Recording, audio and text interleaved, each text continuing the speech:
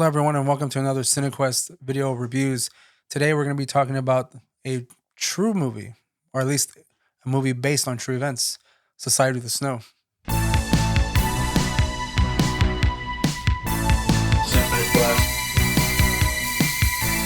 Sci-Fi Plus.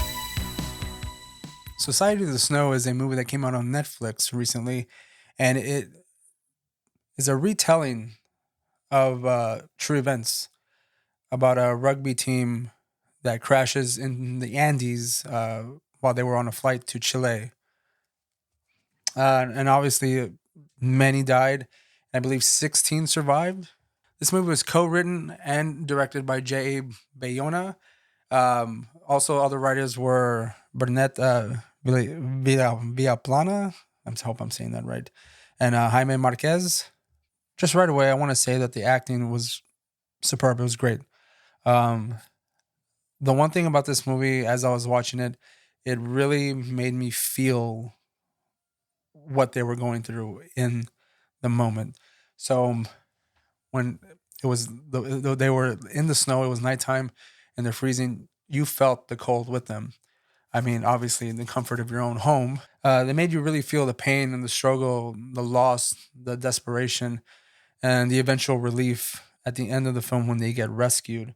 So the movie was shot beautifully, and it had a very intimate type of feeling to it. Again, why you feel the the coldness. You can feel like whenever they're hungry, that you can sense that what they are, just a hint of what they're feeling. And I think that has to do with just how great the acting is in this movie. The cinematography is also amazing.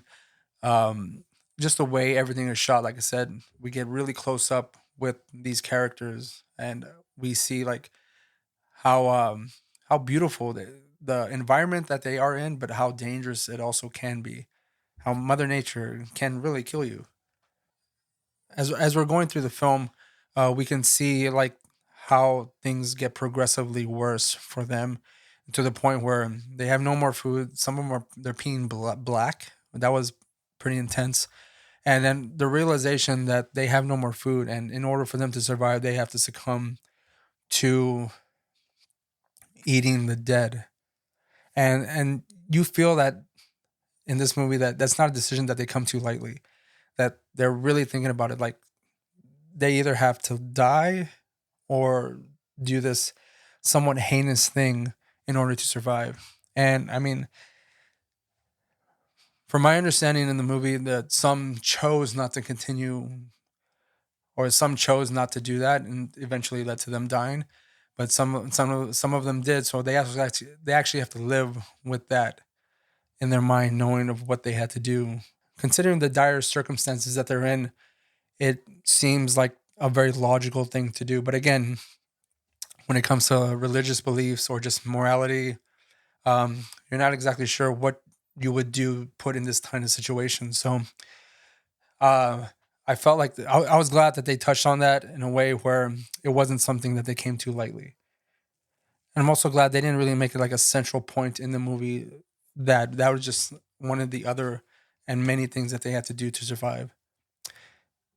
And prior to this movie, I had seen the movie Alive, which came out in the early '90s, and I know that starred like Ethan Hawke. That one's a more tame version of what this movie is. This one is way more intense, way more gripping, uh, beautifully shot, like I said, and even the narrator that we are following throughout. Um, there is also like a twist on that, as far as what happens to him, and it kind of just makes the story more engaging, that we're not necessarily listening to or following the narrator of someone who actually survived, but someone who actually died in the process. And that's not necessarily a spoiler. That is just, I mean, you can find out who lived and who died just by going online. But doesn't make the movie any less gripping knowing that prior information. I don't have any cons for this movie. This movie, I think, it was just great. It was one of the best movies I've seen so far. I haven't seen much, but this one was really, really good, and I was really surprised when I saw it. I do recommend seeing it in the original language. Of course, like most foreign films, it's best to hear it in the original language, even though you don't know what they're saying. I'm not very good at Spanish. I initially was going to watch it in the dub, but past past experiences always tells me to watch it in the original language, and it's usually always the best way to watch a foreign movie. Society of Snow is a gripping presentation, a new presentation of this particular story that happened in 1972 to all these rugby players in this crash. I was uncomfortable the entire film, but in the way that you would hope for a movie to really make you feel what the characters are going through. And that it did beyond a shadow of a doubt. I highly recommend this movie. You will be engaged the entire time. It is like a 2.5 hour runtime. You don't feel it. You might feel it in the sense of where you just feel like all this tragedy and all these like uncomfortable scenarios are coming your way. But stick with it because it is a great film. And probably so far, it's on one of my, it's definitely one of my top 10 of 2024 so far. So I appreciate you watching. And if you like this video, please like and subscribe. And we'll see you next time.